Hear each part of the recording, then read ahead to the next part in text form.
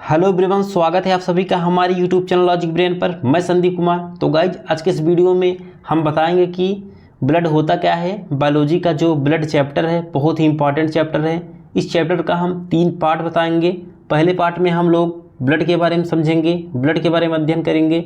दूसरे पार्ट में हम लोग ब्लड क्लॉटिंग के बारे में बताएंगे, यानी खून जो है हमारा थक्का कैसे बनता है उसे समझेंगे। और तीसरे पार्ट में हम ब्लड ग्रुप के बारे में बताएंगे और समझेंगे कि जो हमारा ब्लड ग्रुप होता है, क्योंकि अक्सर क्वेश्चन देता है कि माँ का ब्लड ग्रुप डी है और पिता का ग्रुप ओ है, तो संतान में किसकी संभावनाएं हैं। तो ये हम 3 पार्ट में बनेगा इसका वीडियो, जो कि बहुत ही इंपॉर्टेंट है। फर्स्ट पार्ट हम लोग आज डिस्कस करेंगे ब्लड के बारे में, बेसिकली आरबीसी के बारे में और ब्लड के बारे में।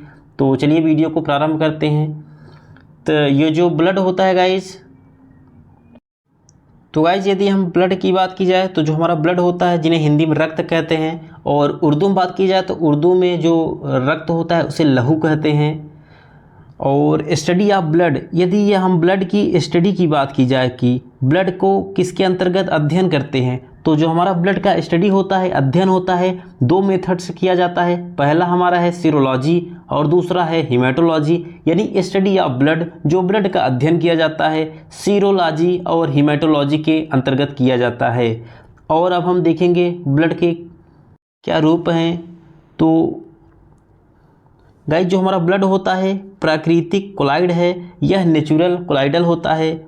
अब कोलाइड क्या होता है, तो हमारा कोलाइड कोई ऐसा हमारा लिक्विड होता है। जी हाँ गाइस, जो हमारा कोलाइड होता है यह एक ऐसा लिक्विड होता है जो किसी कपड़े के माध्यम से, यदि आप किसी कपड़े के माध्यम से छानते हैं तो जो हमारा कोलाइड होता है, किसी भी वस्तु का जो लिक्विड का कोलाइड होता है पूरी तरह से नहीं छन पाता है। जैसे कि आपको एग्जाम्पल के तौर पर बता दें, जी हाँ गाइस, यदि आप एग्जाम्पल के तौर पर बता दें कि जो हमारा मिल्क होता है, जब हम दूध को छानते हैं तो हमारा जो क्रीम है, क्रीम का पोर्शन ऊपर ही रह जाता है और जो हमारा दूध है, मिल्क है, वो नीचे चला आता है, छन जाता है। और जिस प्रकार जब हम यदि ब्लड को छान दें तो जो हमारा ब्लड है, जो ब्लड नीचे हो जाता है और जो हमारा सीरम है, सीरम नीचे चला आएगा। जो पतला रहेगा वो चीज़ नीचे हो जाएगा और जो हल्का मोटा रहेगा, क्षारीयदार रहेगा, वो ऊपर ही रुक जाता है। तो यही हमारा कोलाइड होता है।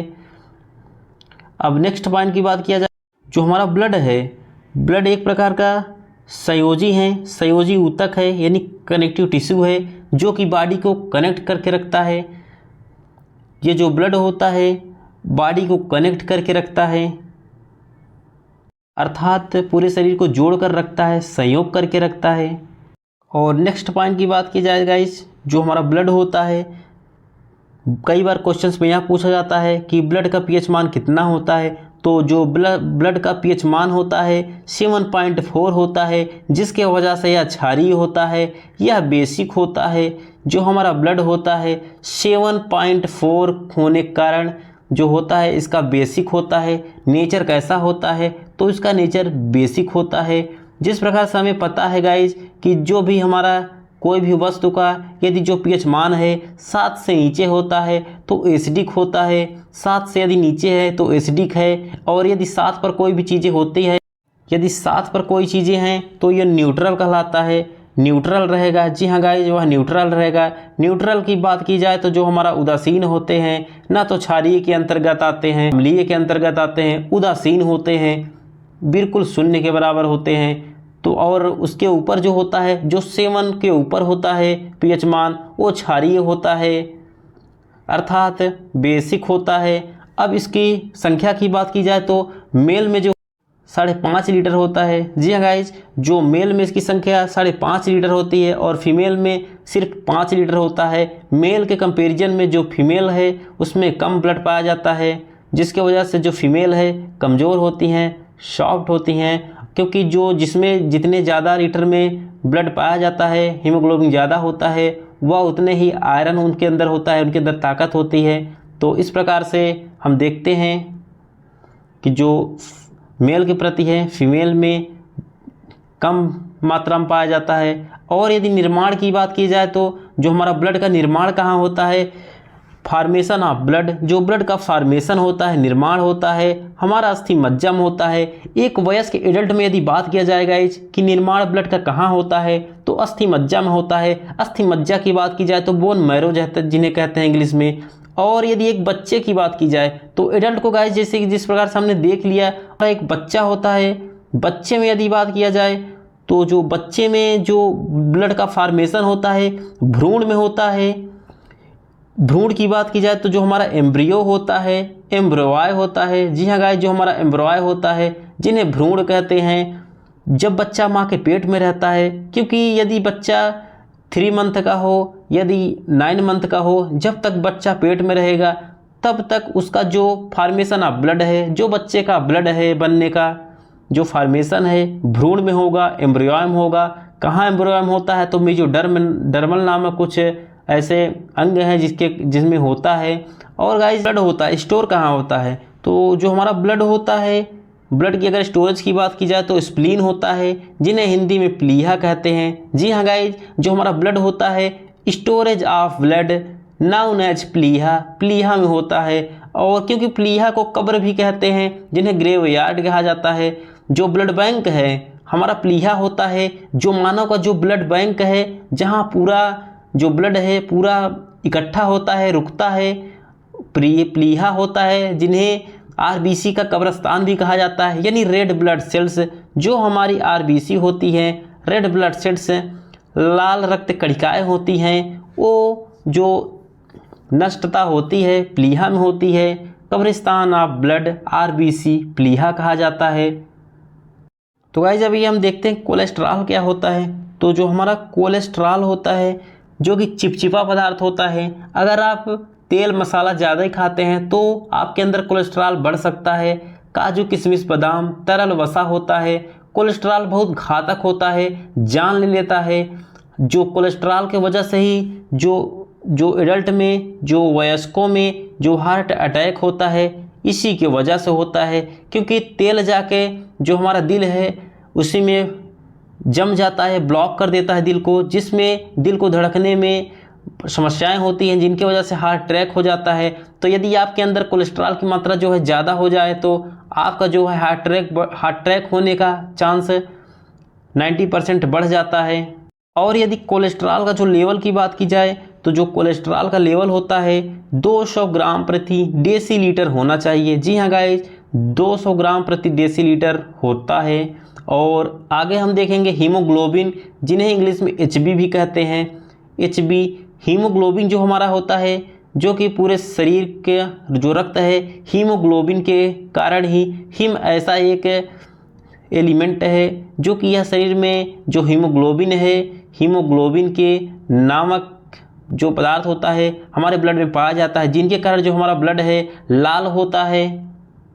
यदि मेल में बात की जाए हीमोग्लोबिन की मात्रा, तो जो हीमोग्लोबिन होता है मेल में 14 ग्राम प्रति डेसीलीटर होता है, और फीमेल में बात किया जाए तो 13 ग्राम प्रति डेसीलीटर होता है। मेल के कंपैरिजन में जो फीमेल है ब्लड की मात्रा कम होती है। अभी जो है फीमेल जो पुरुषों का गाइस खून बहुत ज़्यादा चूसती हैं, क्योंकि जो फीमेल मच्छर होती हैं खून बहुत ज़्यादा चूसती हैं। जिस प्रकार से आप यहाँ देख सकते हैं फीमेल में वैसे भी जो ब्लड है कम होता है पुरुषों का खून चूसने के लिए, और ख़ासकर यह नहीं है दोस्तों।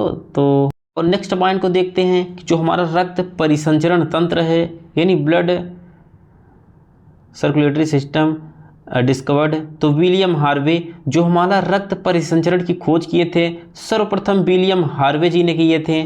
और नेक्स्ट पॉइंट को देखते हैं, जो ब्लड होता है, ब्लड के कार्य अब हम देखेंगे। वर्क ऑफ ब्लड, ब्लड का क्या कार्य होता है। तो ब्लड का जो सर्वप्रथम कार्य होता है ताप को नियंत्रित करता है, यह हीट कंट्रोलर होता है गाइस। जी हाँ, जब तक आप जिंदा हैं या तब तक आप रक्त का परिसंचरण आपके शरीर की बॉडी के अंदर होता रहेगा। कोई चीज़ें अगर गतिशील होती हैं तो उसमें ऊष्मा होती है। तो यदि आप जो ब्लड होता है ताप को आपके बॉडी में नियंत्रित करके रखता है। आप देखते होंगे कि ठंडियों के समय जो आपकी बॉडी है, जी हाँ गाइज, जो आपकी बॉडी है ठंडियों के समय में जब ठंडी पड़ती है तो कितना हीट होती है, बॉडी गर्म रहती है। और गर्मियों के समय जैसे कि स्वेट वगैरह हो जाते हैं, पसीना हो जाता है तो बॉडी ठंडी हो जाती है। तो जो हमारा ब्लड है, ब्लड के कारण ही ऐसा हमारे साथ होता है, जो कि पूरे बॉडी को हमें सुरक्षा प्रदान करता है, हमें सीजन दर सीजन हमें ठंडा गर्म प्रोवाइड करता है। तो ब्लड का ऐसे कारण ही होता है। और जो हमारा नेक्स्ट पॉइंट है गाइस, जो पोषक पदार्थ का परिवहन, जी हाँ, ट्रांसलेटरी सिस्टम में काम करता है। जो हमारा ब्लड है पोषक पदार्थ का परिवहन करता है। जो चीज़ें हम खाते हैं, जो न्यूट्रिशन होता है, वो हमारे अंदर अब्जॉर्प्शन करके, और जो चीज़ें हमारे लिए बेकार होती है, अनकम्फर्टेबल होती है, उसे वापस ही भेज देता है, अब्जॉर्ब करके उसे निकाल देता है। तो जो हमारा ब्लड है पोषक का परिवहन करता है, आना जाना काम करता है। और जो हमारा नेक्स्ट पॉइंट है, गैसों यानी CO2 प्लस CO2 का परिवहन करता है। जो हमारा ब्लड है, जिस प्रकार से हम O2 लेते हैं, ऑक्सीजन के लोड लेते हैं, और CO2 यानी कार्बन डाइऑक्साइड को छोड़ते हैं, उसे पास करते हैं, तो यह हमारा ब्लड के कारण ही होता है। और उत्सर्जी पदार्थ का परिवहन, जी हाँ गाइस, ये बहुत ही मोस्ट इम्पॉर्टेंट, जो उत्सर्जी पदार्थ होता है, जो हानिकारक पदार्थ होते हैं, उसे भी जो ब्लड है उसका परिवहन करने का कार्य करता है। और मलेरिया की बीमारी में जो प्लीहा होता है खराब होने लगता है, इसलिए पूरे शरीर का जो टेम्परेचर है घटने लगता है। मलेरिया नामक की बीमारी में ब्लड स्प्लीन में जमा रहता है। अब ब्लड जमा कहाँ रहता है, तो गाइज बहुत ही मोस्ट इम्पॉर्टेंट क्वेश्चन है कि ब्लड कहाँ जमा होता है। तो जो हमारा ब्लड जमा होता है स्प्लीन में होता है। स्प्लीन की बात की जाए तो जिन्हें प्लीहा कहते हैं। और गाइस जो रेड ब्लड सेल्स जो RBC होती है, RBC की जीवन काल की बात की जाए तो 120 दिनों की होती है। जी हाँ गाइज, और यह नष्ट यहाँ में होती है। तो आई होप कि आप लोगों को यह समझ में आ गया होगा। तो thanks for watching this video.